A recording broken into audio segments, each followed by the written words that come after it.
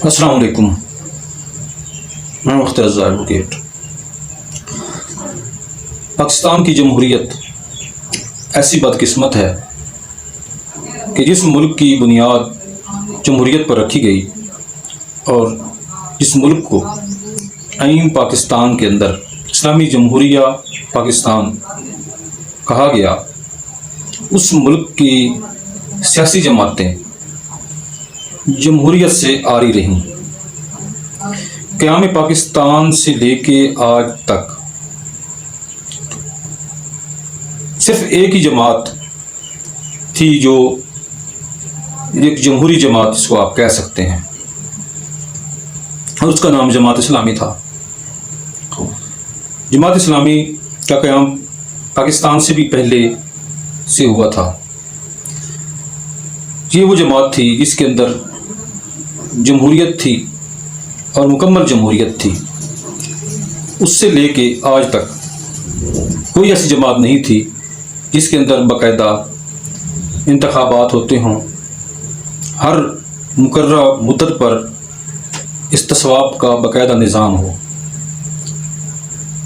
اب آ کر عمران خان کی تحریک انصاف جب معرض وجود میں آئی تو اس کے اندر استصواب کا یا الیکشن کا نظام رائج کیا گیا، لیکن چونکہ تحریک انصاف عمران خان کے نام سے ہی پہچانی جاتی ہے اور عمران خان کی ایک دبنگ شخصیت کی وجہ سے یہ جماعت عمران خان کے نام سے ہی معروف ہے۔ عمران خان کی موجودگی میں چاہے الیکشن یا استصواب ہو بھی جائیں تو کسی اور کے لیے یہ تصور نہیں کیا جا سکتا کہ وہ اس کا چیئرمین بن سکے، لیکن اس کے باوجود عمران خان کا جو مینٹل لیول ہے، اس کی جو سوچ ہے، چونکہ وہ جمہوری ہے، اس وجہ سے عمران خان نے بھی اپنی پارٹی میں جمہوریت کا رواج ڈالا اور اس میں الیکشن کرائے اور اپنی پارٹی کو ایک سیاسی پارٹی، جمہوری پارٹی بنانے کی پوری کوشش کی۔ اس کا ثبوت جماعت اور پارٹی کے اندر انتخابات تھے۔ اس کے علاوہ جو پارٹی دوسری جس کا میں ذکر کیا، جماعت اسلامی کا نظام، جمہوری نظام انتہائی مضبوط تھا جو پاکستان اور آئین پاکستان کی تقاضوں کے عین مطابق ہے۔ جماعت اسلامی پاکستان کا امیر ہر 4 سال کے بعد استصواب کے ذریعے مقرر کیا جاتا ہے اور اس کا تقرر پورے پاکستان کے ارکان جماعت اسلامی ووٹ دے کر اپنی مرضی سے امیر جماعت اسلامی کا انتخاب کرتے ہیں، اور اس کے بعد 3 سال کے بعد صوبائی انتخابات ہوتے ہیں اور تمام صوبوں کے امراء امیر صوبہ کا تقرر کیا جاتا ہے۔ اس میں تمام صوبے کے ارکان جماعت اپنے صوبے کے امیر کو منتخب کرتے ہیں۔ پھر اس کے بعد امیر ضلع، یعنی ہر ضلع کا امیر، اس کا تقرر ہر ضلع میں ہوتا ہے اور اس کا انتخاب ہر 2 سال کے بعد کیا جاتا ہے اور تمام ضلع کے ارکان اس کو منتخب کرتے ہیں۔ اور پھر اس کے بعد جماعت اسلامی ضلع کے اندر موجود مقامی جماعتیں اور تحصیل کی جماعت، یہ تمام جماعتیں 2 سال کے بعد منتخب ہوتی ہیں، اور جماعت اسلامی کی چھوٹی سے چھوٹی اکائی مقامی جماعت، اس کا تقرر بھی استصواب سے کیا جاتا ہے۔ سب سے خوش آئند بات یہ ہے کہ جماعت اسلامی کے جو انتخابات ہوتے ہیں اس میں کوئی کینڈیڈیٹ نہیں ہوتا۔ جماعت اسلامی کے ارکان اپنے من پسند امیر کا انتخاب اپنی ذاتی رائے سے کرتے ہیں، اور ہر رکن جماعت جب کسی کو ووٹ دے رہا ہوتا ہے تو خفیہ بیلٹ کے ذریعے ووٹ ڈالتا ہے اور اس کی تشہیر نہیں کرتا۔ یعنی ایک رکن جماعت کوئی بھی کسی بھی دوسرے اپنے ساتھی کو یہ نہیں بتاتا کہ اس نے کس کو منتخب کیا ہے، یہ جماعت اسلامی کے دستور کا حصہ ہے۔ اس طریقے سے یہ خفیہ بیلٹ کے ذریعے اپنی چوائس کے مطابق جو کرائٹیریا دیا ہوا ہے کہ اس طرح کا ذمہ دار ہونا چاہیے اس کو سامنے رکھ کر کیا جاتا ہے۔ اس طرح چاہے وہ جمہوریت رہی یا ڈکٹیٹرشپ رہی، جماعت اسلامی کے انتخابات ہمیشہ بر وقت ہوتے رہے۔ اس طریقے سے جماعت اسلامی پاکستان کی سب سے مؤثر بہترین نظم و نسق والی جمہوری جماعت ہے۔ اس کے پائے کی کوئی جمہوری جماعت پاکستان میں موجود نہیں ہے، آپ مطالعہ کر کے دیکھیں گے۔ پھر اس کے بعد اس نظام کی خوبصورتی یہ ہے، اس جماعت اسلامی کا نظام جو اندر ہے، اس کے اندر جس طرح آج عمران خان سابق وزیر اعظم پاپولر ہے اپنی دیانتداری کی وجہ سے، اسی طرح جماعت اسلامی کی ارکان جماعت پورے پاکستان میں جو موجود ہیں، ان کی دیانتداری تقریباً 99% لوگ جو ہیں ان کی دیانتداری پر کسی کو شک نہیں ہوتا۔ 1% لوگ جو کسی نہ کسی طریقے سے جماعت میں اگر داخل ہو جاتے ہیں تو جماعت اسلامی کا نظام جو ہے اس کو یا تو صحیح راستے پہ چلا دیتا ہے یا پھر اس کو اٹھا کے باہر پھینک دیتا ہے۔ اس طرح بد دیانت لوگ جماعت اسلامی کے نظام کے اندر سروائیو نہیں کر سکتے۔ ایسی ہی جماعت پاکستان کو مطلوب تھی، لیکن آج تک کوئی جمہوری جماعت ایسی آگے نہیں آ سکی۔ جماعت اسلامی کا نظام چونکہ یہ ہے کہ جماعت اسلامی میں اسلامی منشور جو ہے اس کا یہ ہے کہ اسلامی نظام قائم کرنا ہے۔ اس وجہ سے ہمارے لوگ خائف رہتے ہیں کہ اسلامی نظام کا مقصد صرف ہاتھ اور پاؤں کاٹنا اور سزائیں دینا ہے، حالانکہ ایسی بات نہیں ہے۔ جماعت اسلامی کے اندر جو شخص داخل ہوتا ہے، اس کے اندر داخل ہونے کے بعد وہ اپنے آپ کو بہت ہلکا، خوبصورت ماحول، ہلکے پھلکے ماحول میں محسوس کرتا ہے۔ ہر طرف سلام اور محبت کی صدائیں آتی ہیں، اور وہ اپنے آپ کو اس ماحول میں جب پاتا ہے تو وہ کہیں اور جانے کا سوچ بھی نہیں سکتا۔ اسی لیے کہتے ہیں جماعت اسلامی کے لوگ جہاں بھی جائیں اس کے اندر سے جماعت اسلامی نہیں نکلتی۔